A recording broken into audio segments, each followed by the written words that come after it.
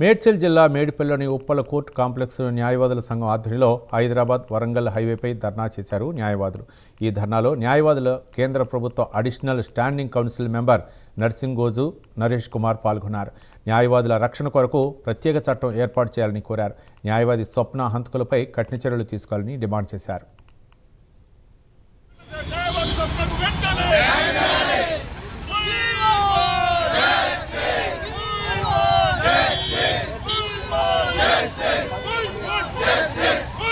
మా సోదరి న్యాయవాది స్వప్నను దుండగులు అత్యంత దారుణంగా గొడ్డలతో చంపడం జరిగింది. ఈ యొక్క హత్యను తెలంగాణ న్యాయవాదులమంతా తీవ్రంగా ఖండిస్తున్నాము. ఆ యొక్క స్వప్నకు న్యాయం జరిగే వరకు న్యాయవాద లోకమంతా ముందుకు పోయి రాష్ట్ర ప్రభుత్వం మీద ఒత్తిడి తీసుకొస్తాము.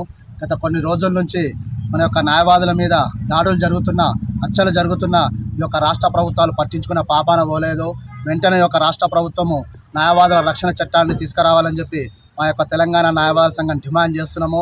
అంతేకాదు, ఇప్పుడు రాబోయే అసెంబ్లీ సమావేశాలలో అడ్వకేట్ ప్రొటెక్షన్ బిల్లును అసెంబ్లీలో ప్రవేశపెట్టి ఆమోదించాలని చెప్పి యొక్క రాష్ట్ర ప్రభుత్వాన్ని డిమాండ్ చేస్తూ, లేని పక్షంలో రానున్న రోజుల్లో పెద్ద ఎత్తున ఉద్యమం చేస్తామని కూడా ఈ యొక్క రాష్ట్ర ప్రభుత్వాన్ని హెచ్చరిస్తున్నాము.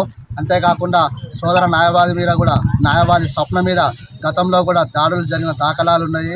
ఆ తర్వాత కూడా పోలీస్ స్టేషన్లో కంప్లైంట్ ఇస్తే అక్కడ పోలీస్ అధికారులు నిర్లక్ష్యంగా వివరించినారు. ఈరోజు వాళ్ళు సకాలంగా స్పందించి ఉంటే ఈరోజు మా సోదరి బతికి ఉండేది. ఆ యొక్క నిర్లక్ష్యంగా వివరించిన పోలీస్ అధికారుల మీద చట్టరీత్యా చర్యలు తీసుకోవాలని చెప్పి మా న్యాయవాద లోకం యొక్క రాష్ట్ర ప్రభుత్వాన్ని డిమాండ్ చేస్తారు.